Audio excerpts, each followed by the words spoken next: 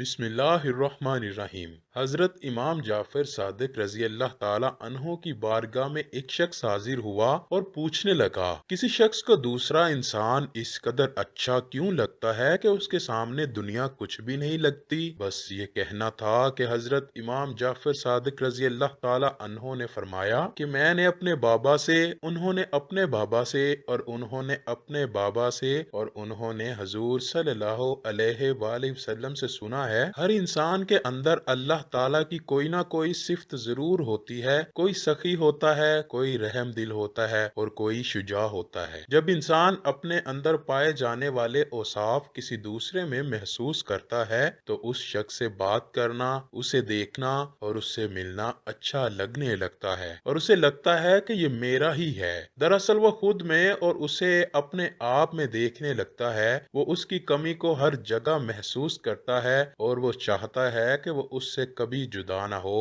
اور اس سے دور نہیں رہنا چاہتا۔ اسی احساس کو زمانہ عشق کہتا ہے۔ کوئی مخلوق سے عشق کرتا ہے تو کوئی خالق سے عشق کرتا ہے۔ مطلب عشق بھی دو طرح کا ہوتا ہے، عشق حقیقی اور عشق مجازی۔ اللہ سے دعا ہے کہ وہ ہمیں عشق حقیقی عطا فرمائے اور نیک اعمال کرنے کی توفیق عطا فرمائے۔